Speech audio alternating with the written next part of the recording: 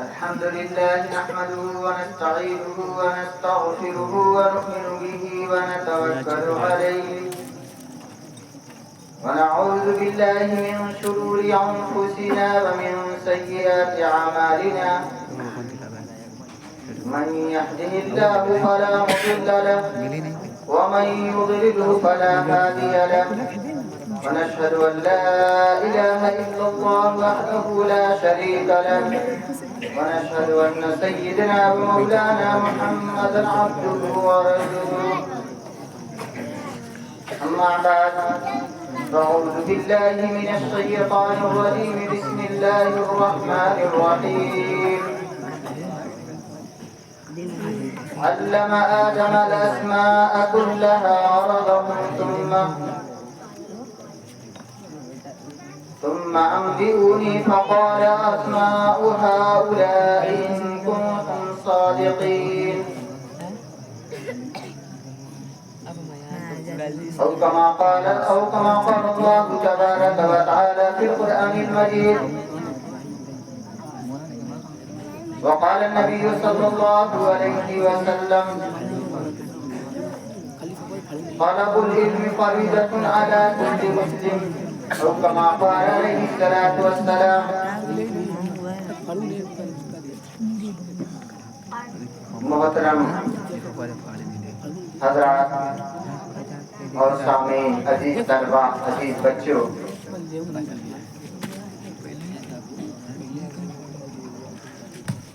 یہ علم دین جو ہے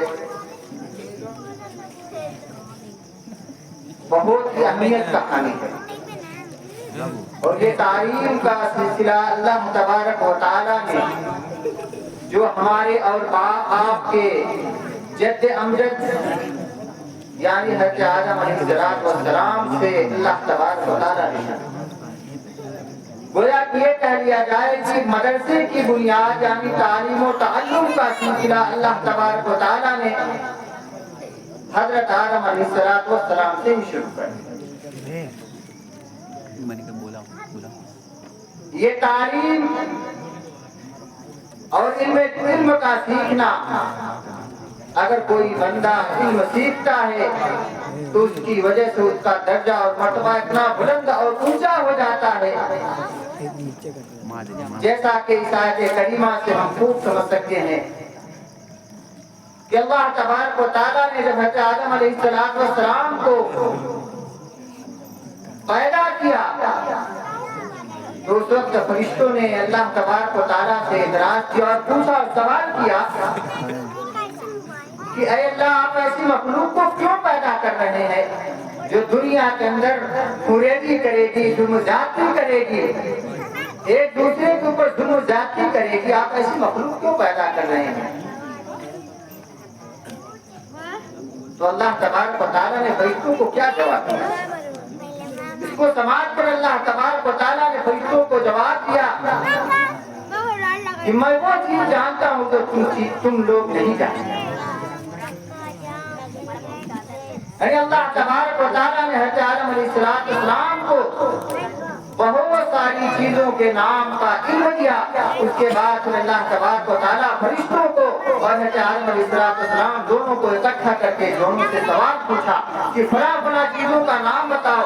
لہٰذا فرشتوں سے سوال کیا گیا کہ کن چیزوں کا نام بتاؤ تو فرشتے خاموش رہے، فرشتوں کو ان چیزوں کا علم نہیں تھا. لیکن جب ان چیزوں کا سوال حضرت آدم علیہ السلام سے کیا گیا، پوچھا گیا، تو حضرت آدم علیہ السلام نے ان چیزوں کا جواب دے دیا.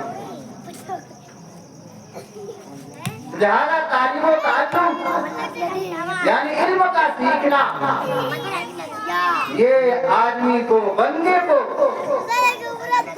فرشتوں سے بھی درجے میں آگے بڑھا دیتا ہے.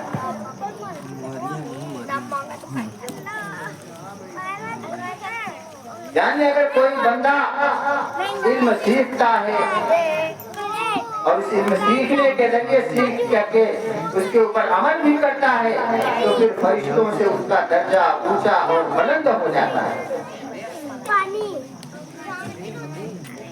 جو حدیث میں نے آپ حضرات کے سامنے تلاوت کی، ابن ماجہ کی حدیث ہے طلب العلم فریضۃ علی کل مسلم. اللہ کے نبی صلی اللہ علیہ وسلم نے اس حدیث کے اندر یہ فرمایا کہ ہر مسلمان کے اوپر علم کا سیکھنا فرض ہے. اس کے اندر اللہ کے نبی صلی اللہ علیہ وسلم نے یہ نہیں فرمایا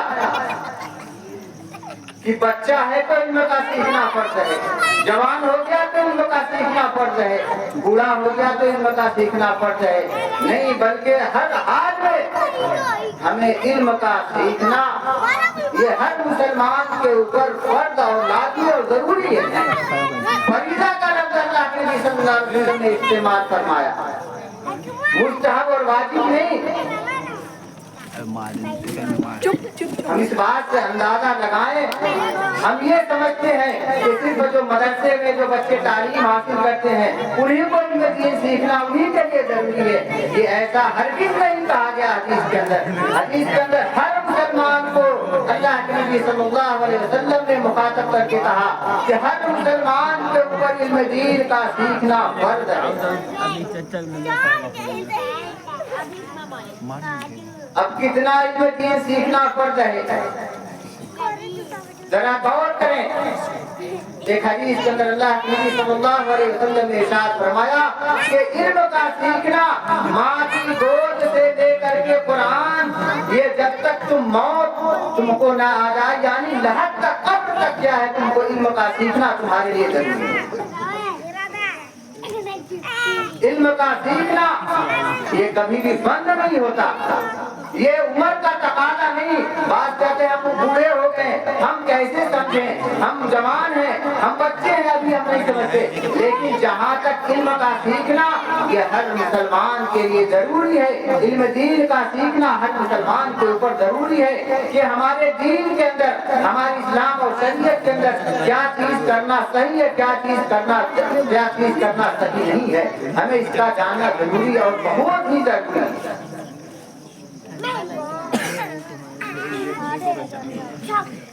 کیونکہ علم دین کا سیکھنا حضرت امام ابو یوسف رحمۃ اللہ علیہ کا ایک واقعہ ہے. امام یوسف رحمۃ اللہ علیہ بالکل آخری وقت میں ہے, یعنی بیماری کی وجہ سے بستر پہ پڑے ہوئے ہیں, لیکن ان کے اندر علم کا کی طرف تھی, علم کا سیکھنا ان کے دل کے اندر ایک جذبہ تھا.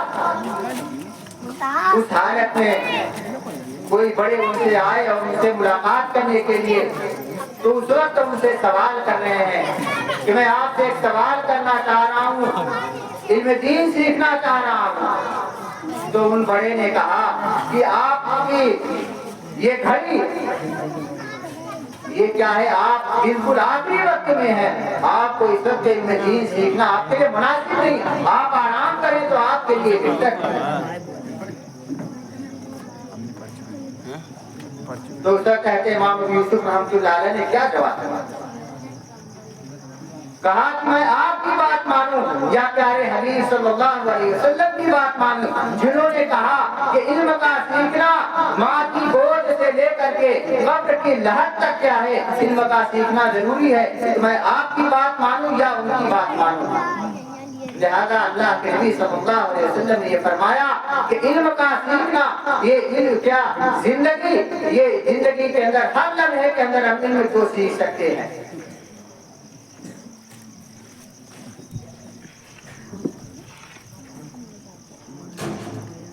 لہذا ہمیں علم سیکھنا ہر مسلمان کے لیے ضروری ہے. اپنے دین کے اندر, ہمارے دین کے اندر کون سی چیزیں حرام ہیں, کون سی چیزیں حلال ہیں, ان کے متعلق ہم تمام مسلمانوں کے لیے سیکھنا ضروری ہے. اور علم کے ذریعے آدمی بلندیوں میں پہنچتا ہے, اور اگر علم تعلیم نہ ہو تو آدمی پستیوں میں گر جاتا ہے, ایسی پستی جس کا آدمی تصور نہیں کر سکتا.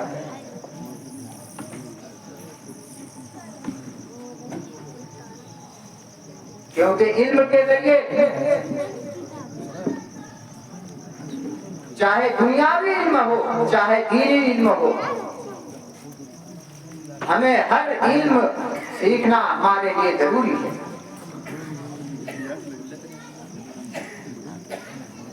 دنیا کا علم تو دنیا ہی تک رہے گا، لیکن جو دین کا علم ہوگا ہمیں دنیا کے اندر بھی اس کا نفع اور فائدہ حاصل ہوگا، اور آخرت کے اندر تو اس کا فائدہ اور نفع ہمیں ملنا ہی ملنا ہے۔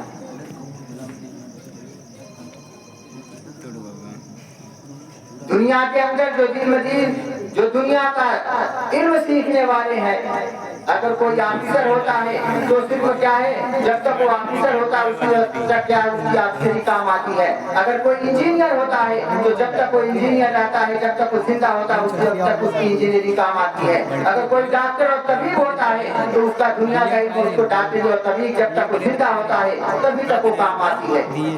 لیکن یاد رکھیں، اگر کوئی علم دین حاصل کرتا ہے، قرآن اور حدیث کو حاصل کرتا ہے، تو جب تک دنیا کے اندر وہ باقی رہتا ہے، علم دین حاصل کر کے اور اس کے اوپر عمل کرتا رہتا ہے، تو دنیا کے اندر بھی علم دین اس کو نفع اور فائدہ دیتا رہتا ہے۔ اور جب اس کے بعد وہ بندہ مر جاتا ہے اور کیا ہے، اس دنیا کو چھوڑ کر کے دوسری دنیا یعنی قبر میں چلا جاتا ہے، اور آخرت کی زندگی جب پائے گا تو وہاں پہ بھی یہ دین اس کو فائدہ اور نفع دے گا۔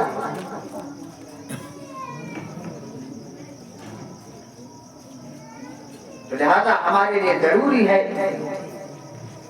کہ ہم علم دین کو سیکھیں، علم کو ہم حاصل کریں، خود بھی سیکھیں، اور جو اس کے جاننے والے ہیں ان سے سیکھیں۔ اگر ہم علم کو نہیں جانیں گے، دین کے اوپر ہم صحیح عمل نہیں کریں گے، تو پھر آخرت کے اندر ہم سے اس کے متعلق پوچھا جائے گا، سوال کیا جائے گا۔ اگر ہم بڑے ہیں تو ہم سے چھوٹوں کے متعلق ہم سے پوچھا جائے گا، یہ کیا ہے، ہم نے تم کو اولاد دی، کیا تم نے اپنی اولاد کو علم کو سکھایا کہ نہیں سکھایا؟ ہماری اولاد کی راہ کہاں تھی؟ ہماری اولاد کس راستے پہ چل رہی تھی؟ کس چیز کی راہ اختیار کی ہوئی تھی؟ لہذا ہم سے بڑوں، ہمارے بڑوں سے، اور جو ہم ذمہ داران حضرات ہیں ان سے پوچھا جائے گا۔ اللہ تبارک و تعالیٰ ان سے سوال کرے گا کہ تم کو ہم نے اولاد دی تھی، کیا تم نے ان کو علم دین سکھایا کہ نہیں سکھایا؟ تمہاری اولاد کہاں تھی، کس راستے پہ چل رہی تھی، تم نے اس کی خبر کی کہ نہیں کی؟ اور اس وقت جب ہم سے پوچھا جائے گا تو اس وقت ہم اللہ تبارک و تعالیٰ کو کیا جواب دیں گے؟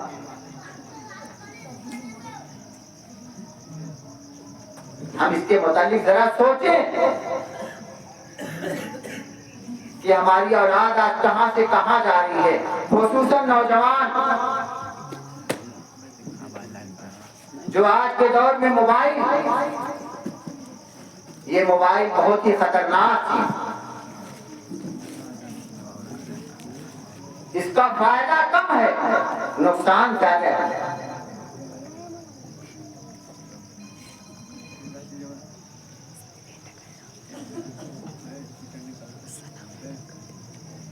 میں ایک پیر کا واقعہ سناتا ہوں، اس کے بعد میں اپنی بات کو ختم کروں گا۔ پیر ذوالفقار خود اپنا واقعہ بیان کرتے ہیں کہ ایک مرتبہ کا واقعہ ہے کہ وہ نماز پڑھ رہے تھے کسی مسجد کے اندر، اور کسی بزرگ نے ان کے متعلق بتایا کہ یہ جو بندہ جو نماز پڑھ رہا ہے، ابھی اس کی عمر تقریباً 30 سال تھی، ان کی عمر جس وقت کا وہ واقعہ بیان کر رہے ہیں۔ تو جب انہوں نے کہا کہ یہ جو بندہ نماز پڑھ رہا ہے یہ ابھی 30 سال کا نوجوان بچہ ہے، نوجوان ہے، اور اس کو تقریباً 30 سال کی زندگی، 30 سال کی عمر کے اندر اللہ کے نبی صلی اللہ علیہ وسلم کی زیارت تقریباً 100 مرتبہ، بلکہ یہ کہہ لو 100 سے زائد مرتبہ اللہ کے نبی صلی اللہ علیہ وسلم کی زیارت ہے۔ انہوں نے بڑے حیرت سے پوچھا کہ آپ کو کیسے معلوم ہوا کہ یہ نوجوان اس کو 100 سے زائد مرتبہ اللہ کے نبی صلی اللہ علیہ وسلم کا خواب میں دیدار ہوا؟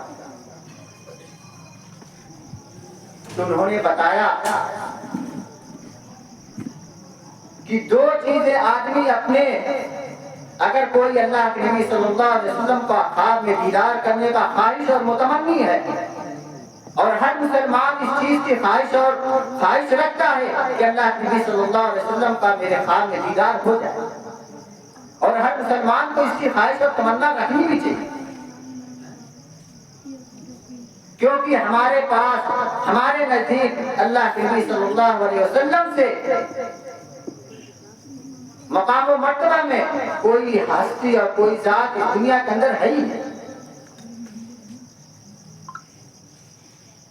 تو انہوں نے اپنا واقعہ جو بیان کیا کہ جو 100 سے زائد مرتبہ 30 سال کی عمر میں اللہ کے نبی صلی اللہ علیہ وسلم کا خواب میں جو دیدار ہوا، وہ وجہ کیا بتلائی؟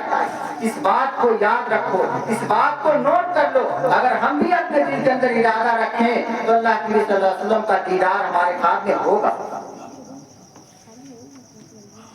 دو چیزوں کا ہم خیال کریں۔ سب سے پہلے ہم اپنے بدن اور اپنے کپڑے کو ہمیشہ پاک اور صاف رکھیں۔ اگر ہم اپنے بدن اور کپڑے کو ہمیشہ پاک اور صاف رکھیں گے تو اس سے ہمیں اللہ کے نبی صلی اللہ علیہ وسلم کا خواب میں دیدار ہونا یہ طے ہے۔ اور دوسری چیز جس سے ہم بہت زیادہ لاپرواہی کرتے ہیں، ہمارے دل کے اندر خواہش اور تمنا ہوتی ہے، آرزو ہوتی ہے جب ہم بستر پہ ہوتے ہیں کہ اللہ کے نبی صلی اللہ علیہ وسلم کا ہمارے خواب میں دیدار ہو، لیکن اللہ کے نبی صلی اللہ علیہ وسلم کا دیدار نہیں ہوتا، ہماری خواہش یوں ہی رہ جاتی ہے اور اللہ کے نبی صلی اللہ علیہ وسلم کا دیدار نہیں ہوتا۔ اس کی سب سے بڑی وجہ کیا ہے؟ اس بات کو یاد رکھو، انہوں نے جو پیر ذوالفقار نے جو یہ واقعہ بیان کیا، انہوں نے کہا وہ وجہ کیا تھی؟ وجہ یہ تھی کہ آج ہم سب سے زیادہ بد نگاہی کے شکار ہیں۔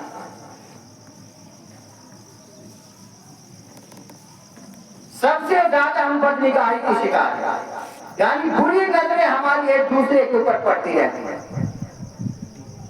غیر محرم کے اوپر پڑتی رہتی ہیں۔ اگر غیر محرم کے اوپر نہیں پڑی تو پھر موبائل جو اس کے اندر ہم اپنے کیا ہے، رات میں جب سوتے ہیں تو اپنے ہاتھ میں موبائل لے کر کے پوری رات، بلکہ رات کیا ہے، پوری رات ختم ہو جاتی ہے، اور موبائل کے اندر نہ جانے کیسے فحش تصاویر، گندی تصاویر ہم دیکھتے رہتے ہیں، اور ہمارے دل کے اندر خواہش اور تمنا ہوتی ہے کہ ہم اللہ کے نبی صلی اللہ علیہ وسلم کا خواب میں دیدار کر لیں۔ ایسا ہرگز نہیں ہو سکتا کہ ہم بد نگاہی کے بھی شکار ہوں اور اللہ کے نبی صلی اللہ علیہ وسلم کا دیدار ہو جائے۔ اگر ہم اللہ کے نبی صلی اللہ علیہ وسلم کا دیدار کرنا چاہتے ہیں تو اپنی نگاہوں کو بد نگاہی سے بچائیں، اپنی نگاہوں کو جن چیزوں سے اللہ اور اس کے رسول نے منع کیا ہے ان چیزوں سے اپنی نگاہوں کی حفاظت کریں۔ اگر ہم ایسا کریں گے تو اللہ تبارک و تعالیٰ کی ذات سے امید ہے کہ اللہ تبارک و تعالیٰ ضرور ہمیں اللہ کے نبی صلی اللہ علیہ وسلم کے خواب میں دیدار کرائے گا۔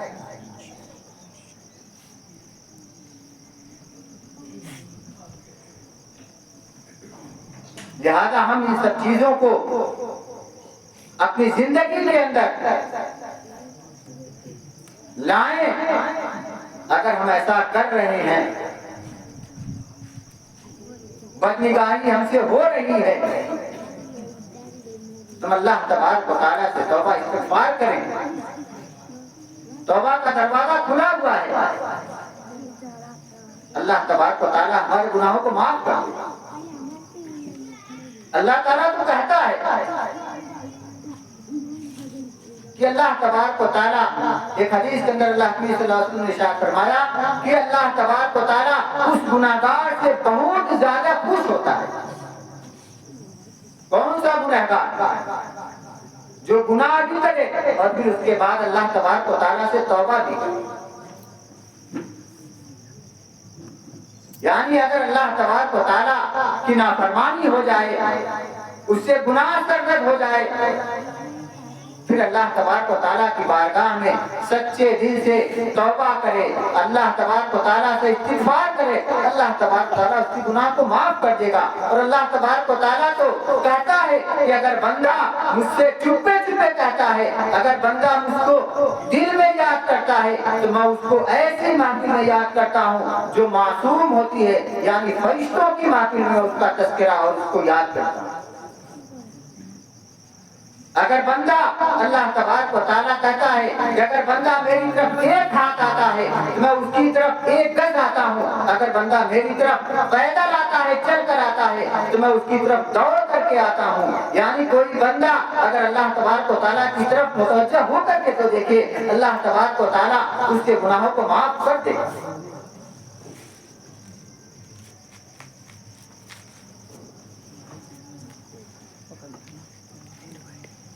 لہذا جو میں نے شروع میں حدیث پڑھی تھی، طلب العلم فریضۃ علی کل مسلم، کہ ہر مسلمان کے اوپر علم کا سیکھنا یہ فرض ہے۔ لہذا ہم اپنے علم کو سیکھیں، دین کی باتوں کو جانیں، شریعت میں کیا چیزیں حرام ہے، کیا چیزیں حلال ہیں، کیا چیز ہم کر رہے ہیں جو صحیح ہے کہ نہیں ہے، یہ ہر مسلمان کے لیے سیکھنا ضروری ہے۔ اگر ہم نہیں جانتے تو جو اس کے جاننے والے ہم سے پوچھیں، ان سے سمجھیں کہ ہم فلاں چیز ایسے کر رہے ہیں، یہ چیز صحیح ہے کہ نہیں ہے۔ اگر ہم اس کو پوچھیں گے، اگر نہ جانے میں ہم سے غلطی ہو گئی لیکن پوچھنے کے بعد اگر ہم جان بوجھ کے پھر اس کو غلط کریں گے، اپنے طریقے پہ کریں گے، تو پھر اس کے متعلق ہم سے سوال کیا جائے گا کہ جان بوجھ کر کے گویا کہ ہم انجانی کیا ہے اپنی زندگی کو گزار رہے ہیں، یعنی کسی چیز کو ہم جان کر کے پھر غلط طریقہ اختیار کر رہے ہیں، اب ہم اس کی سزا دوگنا ملے گی۔ کیونکہ کسی چیز کو جان کر کے پھر اس کے بعد اس کے خلاف کرنا، گویا کہ ہم اس کو جان بوجھ کر کے اس کی نافرمانی کر رہے ہیں۔ تو لہذا ہم جو اپنی 24 گھنٹہ کی جو زندگی گزار رہے ہیں، ہم اپنی زندگی کا محاسبہ کریں اور احاطہ کریں کہ جو ہم 24 گھنٹہ کی جو ہماری زندگی گزرتی ہے، کتنی زندگی ہم اللہ تبارک و تعالیٰ کے اطاعت و فرمانبرداری میں گزارتے ہیں اور کتنی اللہ اور اس کے رسول کی نافرمانی میں گزارتے ہیں۔ ہم اس کا محاسبہ کریں گے، خود بخود ہماری زندگی کے اندر بدلاؤ آ جائے گا، تبدیلی آ جائے گی۔ ہم خود کیا ہے جب غور و فکر کریں گے تو خود ہمیں احساس ہوگا کہ ہمارا فلاں وقت اللہ کی نافرمانی میں گزر گیا، ہمارا فلاں وقت اللہ کے اطاعت و فرمانبرداری میں گزرا۔ اس وقت ہمیں اس چیز کا احساس ہوگا جب اللہ تبارک و تعالیٰ قیامت کے دن ہم سے پوچھے گا کہ فلاں وقت تم نے ہماری نافرمانی میں گزاری، فلاں وقت تم ہماری اطاعت میں گزاری۔ اس وقت ہمیں کیا ہے اس کا پتہ لگے گا کہ تم اللہ تبارک و تعالیٰ کی اطاعت و فرمانبرداری میں گزاری، اس کا ہمیں اللہ تبارک و تعالیٰ کتنا اجر اور ثواب دے گا، اور جو ہم نے نافرمانی میں گزاری اس کا ہمیں کیا بدلہ ملے گا، کیا ہم کو سزا ملے گی، اس وقت ہمیں احساس ہو جائے گا۔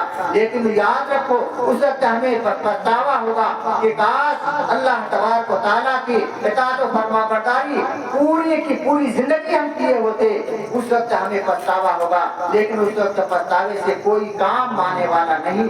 ہم اس وقت چاہیں گے، جیسا کہ آتا ہے کہ بعض لوگ ایسے ہوں گے جو اللہ تبارک و تعالیٰ سے کہیں گے کہ اللہ ہمیں دنیا کے اندر بھیج دے، اور جب تو دنیا کے اندر بھیج دے گا تو پلک جھپکنے کے برابر بھی ہم تیری نافرمانی نہیں کریں گے۔ لیکن یاد رکھو اس وقت جانے کے بعد پھر وہاں سے آنے کا راستہ بند۔ اب وہاں پہ جانے کے بعد وہاں سے آنے کا کوئی راستہ نہیں۔ لہذا جو ہم سزا جو ہم اللہ اس کے رسول کی نافرمانی کیے ہوں گے ہمیں اس کی سزا ملے گی۔ اگر ہم اللہ اس کے رسول کی اطاعت و فرمانبرداری کی ہے تو ہمیں اس کا بدلہ بھی ملے گا۔ اللہ اس کے رسول صلی اللہ علیہ وسلم اللہ تبارک و تعالیٰ سے دعا کریں کہ اللہ تبارک و تعالیٰ ہمیں کہنے سننے سے زیادہ عمل کی توفیق عطا فرمائے، آمین۔ وما علینا الا البلاغ۔ دعا جو شریف ہے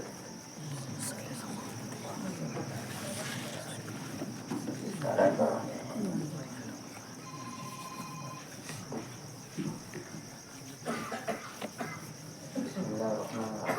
لله رب العالمين والصلاة والسلام على سيد المرسلين محمد وعلى آله وأصحابه أجمعين. ربنا ظلمنا أنفسنا وإن لم تغفر لنا وترحمنا لنكونن من الخاسرين. لا إله إلا أنت سبحانك إني كنت من الظالمين. ربنا اغفر لي ولوالدي وللمؤمنين يوم يقوم الحساب. رب ارحمهما كما ربياني صغيرا. رب ارحمهما كما ربياني صغيرا. ربنا هب لنا من أزواجنا وذرياتنا قرة أعين واجعلنا للمتقين إماما. ربنا هب لنا من أزواجنا وذرياتنا قرة أعين واجعلنا للمتقين إماما. اللهم إنا نعوذ بك من شر ما خلق. اللهم احفظنا من كل بلاء الدنيا وعذاب الآخرة. اللهم إنا نسألك من خير كله. اللهم إنا نسألك من خير كله. اللهم إنا نسألك من خير كله. اللهم إنا ونعوذ بك من شر كله. یا حی یا قیوم برحمتک نستغیث. یا اللہ ہم گنہگار ہیں. یا اللہ ہم خطا کار ہیں. یا اللہ ہم سیاہکار ہیں. یا اللہ ہمارے گناہوں کو معاف فرما. یا اللہ ہماری خطاؤں کو درگزر فرما. یا اللہ ہمارے سیئات کو حسنات سے مبدل فرما. یا اللہ جو یہ محفل ہوئی اللہ جو تیرے دین کے سیکھنے اور سکھانے کا کام ہوا اے اللہ جو اس میں کہنے سننے میں جو غلطیاں ہیں اللہ تو اسے معاف فرما. اے اللہ جو کہا گیا اے اللہ کہنے سننے سے زیادہ اے اللہ تو ہمیں عمل کرنے کی توفیق عطا فرما. اے اللہ تو کہنے سننے سے زیادہ عمل کی توفیق عطا فرما. اے اللہ ہمیں جب تک دنیا کے اندر باقی رکھ ایمان پر باقی رکھ. اے اللہ جب تک دنیا کے اندر باقی رکھ ایمان پر باقی رکھ. اے اللہ ہمارا خاتمہ کامل ایمان کو نصیب عطا فرما. اے اللہ خاتمہ کامل ایمان کو نصیب عطا فرما. اے اللہ ہمیں مرنے سے پہلے اے اللہ موت سے پہلے موت کی تیاری کرنے والا بنا. اے اللہ موت سے پہلے موت کی تیاری کرنے والا بنا. اے اللہ ہماری زندگیوں کے اندر اے اللہ ہماری زندگیوں کے اندر دین داخل فرما. اے اللہ ہم دین سے دور ہیں.